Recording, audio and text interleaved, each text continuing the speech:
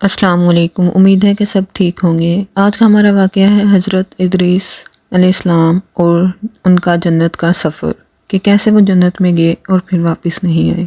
حضرت ادریس علیہ السلام کا اصل نام انوخ تھا۔ انہیں ادریس اس لیے کہا جاتا تھا کیونکہ ادریس کے معنی ہوتے ہیں درس دینے والا، پڑھانے والا۔ چونکہ حضرت ادریس علیہ السلام اللہ تعالیٰ کی حکمتیں اور اسلام کی خوبیوں کا درس دیتے تھے، اس لیے انہیں ادریس کا لقب دیا گیا تھا۔ حدیث ابو ذر میں بیان ہے کہ حضرت ادریس علیہ السلام پر 30 صحیفے نازل ہوئے، اور بعض روایات سے معلوم ہوتا ہے کہ وہ پہلے شخص ہیں جنہوں نے قلم سے لکھنا شروع کیا اور کپڑے سی کر پہنے۔ ان سے پہلے لوگ درختوں کے پتوں سے سطر پوشی کیا کرتے تھے۔ حضرت ادریس علیہ السلام درزی کا کام کرتے تھے اور ساتھ ہی تسبیح خدا بھی کرتے رہتے تھے۔ بہت سی معتبر اصناف کے مطابق اور حضرت جعفر صادق علیہ السلام سے منقول ہے کہ مسجد صحلا حضرت ادریس علیہ السلام کا مکان تھا، جہاں وہ درزی کا کام کیا کرتے تھے اور نماز پڑھتے تھے۔ مسجد صحلا عراق کے شہر کوفہ میں واقع ہے، اور اس مسجد کے بارے میں روایات ملتی ہیں کہ جو شخص اس جگہ دعا کرتا ہے اللہ تعالیٰ اس کی حاجت بھر لاتا ہے، اور قیامت میں اس کو بلند مقام تک پہنچایا جائے گا، جو کہ حضرت ادریس علیہ السلام کی جگہ ہے۔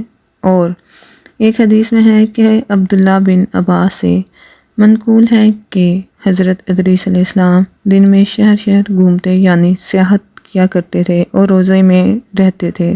جہاں رات ہو جاتی تھی وہیں قیام کر لیتے تھے، وہیں ان کی روزی ان کو پہنچ جاتی تھی۔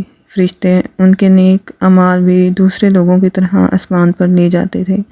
ایک دفعہ ملک الموت نے اللہ تعالیٰ سے حضرت ادریس علیہ السلام کو سلام کرنے اور ان سے ملاقات کرنے کی خواہش ظاہر کی، اور ان سے اجازت لے کر حضرت ادریس علیہ السلام کے پاس آئے اور کہا، میں چاہتا ہوں کہ آپ کی مصاحبت میں رہوں۔ حضرت ادریس علیہ السلام نے منظور فرمایا، اور وہ ایک دوسرے کے رفیق ہو گئے اور مدتوں ساتھ رہے۔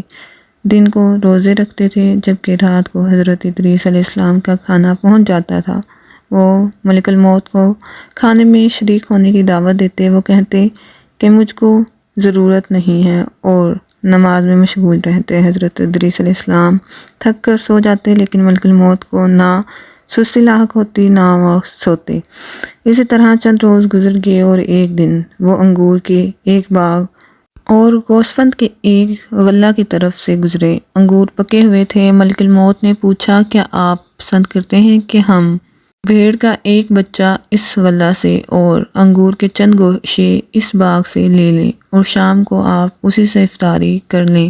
حضرت ادریس علیہ السلام نے کہا، سبحان اللہ، میں تمہیں اپنے مال سے کھانے کی دعوت دیتا ہوں تو تم انکار کرتے ہو، اور مجھ کو دوسروں کا مال بغیر اجازت کھانے کی دعوت دیتے ہو، تو تم نے میری مصاحبت کر کے خوب دوستی ادا کی ہے۔ بتاؤ تم کون ہو، کہاں کے ہو؟ کہا کہ میں ملک الموت ہوں۔ تو حضرت ادریس علیہ السلام نے کہا کہ تم سے میری ایک حاجت ہے۔ انہوں نے پوچھا کہ کیا حاجت ہے؟ کہا کہ میں چاہتا ہوں کہ مجھ کو آسمانوں پر لے چلو۔ تو ملک الموت نے اللہ تعالیٰ سے اجازت لے کر ان کو اپنے پروں پر بٹھایا اور آسمان پر لے گئے۔ پھر حضرت ادریس علیہ السلام نے کہا کہ میری ایک دوسری حاجت بھی ہے۔ پوچھا کہ وہ کیا ہے؟ کہا کہ میں نے سنا ہے کہ موت بہت سخت ہے، تو میں چاہتا ہوں کہ اس کا کچھ مزہ بھی چکھ لیا جائے تاکہ سمجھوں کہ کیا یہ ویسے ہی ہے جیسا سنا ہے۔ ملک الموت نے اللہ سے اجازت لی۔ اجازت مل گئی تو تھوڑی دیر کے لیے ان کی سانس پکڑ لی، پھر ہاتھ ہٹایا۔ پوچھا کہ موت کو کیسا پایا؟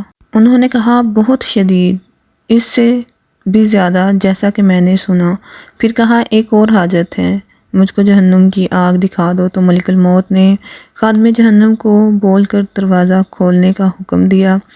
جب حضرت ادریس علیہ السلام نے دیکھا تو غش کھا کر گر پڑے۔ پھر جب ہوش آیا تو کہا کہ ایک اور حاجت ہے، یعنی کہ جنت بھی دیکھنا چاہتا ہوں۔ ملک الموت نے جنت کے خادم سے اجازت لی، اور حضرت ادریس علیہ السلام جنت میں داخل ہو گئے، اور کہا، اے ملک الموت، اب میں یہاں سے باہر نہ آؤں گا، چونکہ اللہ تعالیٰ نے فرمایا ہے کہ ہر نفس کو موت کا ذائقہ چکھنا ہے، اور میں نے چکھ لیا۔ فرمایا کہ تم میں سے کوئی ایسا نہیں ہے جو کہ جہنم کے پاس وارد نہ ہو، اور میں وارد ہو چکا ہوں، اور بہشت کے بارے میں فرمایا کہ اہل بہشت بہشت سے باہر نہیں جائیں گے، اور اس طرح حضرت ادریس علیہ السلام جنت میں رہیں گے اور ابھی تک جنت میں ہی موجود ہیں۔ امید ہے کہ آپ کو آج کی ویڈیو پسند آئی ہوگی۔ مزید اس طرح کی دلچسپ ویڈیوز دیکھنے کے لیے میرے چینل کو سبسکرائب کریں، ویڈیو کو لائک کریں، شیئر کریں اور کمنٹ باکس میں اپنی رائے دینا مت بھولیں۔